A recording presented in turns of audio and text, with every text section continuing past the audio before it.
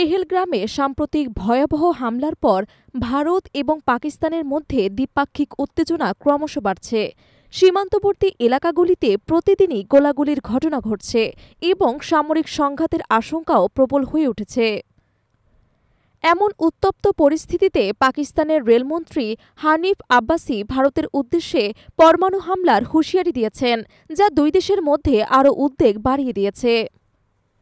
শনিবার পাকিস্তানের একটি অনুষ্ঠানে বক্তব্য রাখতে গিয়ে হানিফ আব্বাসি বলেন, শুধুমাত্র ভারতের জন্য ১৩০টি পরমাণু ক্ষেপণাস্ত্র তাক করে রাখা হয়েছে। তিনি আরও জানান, পাকিস্তানের ঘড়ি, শাহিন এবং গজনবী মিসাইল সিস্টেম সম্পূর্ণ প্রস্তুত রয়েছে প্রয়োজনে ব্যবহার করার জন্য। মন্ত্রী আব্বাসি হুঁশিয়ারি দিয়ে বলেন, আমরা আমাদের সামরিক সরঞ্জামগুলো এবং মিসাইলগুলো শুধু প্রদর্শনের জন্য রাখিনি, এগুলো প্রয়োজনে ব্যবহারের জন্য প্রস্তুত।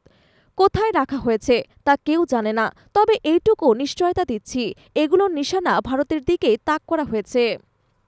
তিনি আরও উল্লেখ করেন, যদি ভারত সাহস করে সিন্ধু নদীর পানিপ্রবাহ বন্ধ করে দেয়, তবে পাকিস্তান সর্বাত্মক যুদ্ধের জন্য প্রস্তুত থাকবে। তার এই বক্তব্যে নতুন করে জলসম্পদ এবং নদী ব্যবস্থাপনা সংক্রান্ত দুই দেশের পুরনো বিরোধকে সামনে এনে দিয়েছে।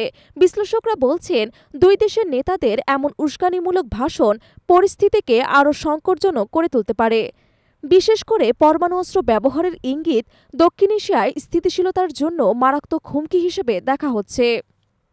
ভারত সরকারের পক্ষ থেকে এ বিষয়ে এখনও আনুষ্ঠানিক প্রতিক্রিয়া জানা যায়নি, তবে কূটনৈতিক মহলে ধারণা করা হচ্ছে ভারতের পক্ষ থেকে কঠোর প্রতিক্রিয়া জানানো হতে পারে।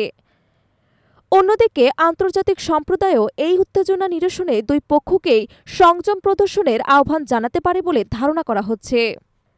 বিশেষজ্ঞরা মনে করছেন, ভারত ও পাকিস্তানের মতো দুটি পরমাণু শক্তিধর দেশের মধ্যে সামান্য ভুল বুঝাবুঝিও বড় ধরনের বিপর্যয় ডেকে আনতে পারে।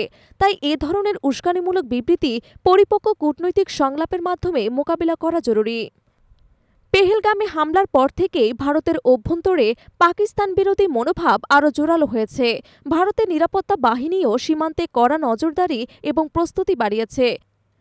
অন্যদিকে পাকিস্তানও সীমান্তে নিজেদের বাহিনীকে সতর্ক অবস্থায় রেখেছে। দুই দেশের মধ্যে ক্রমবর্ধমান উত্তেজনা গোটা অঞ্চল জুড়ে উদ্বেগের কারণ হয়ে দাঁড়িয়েছে।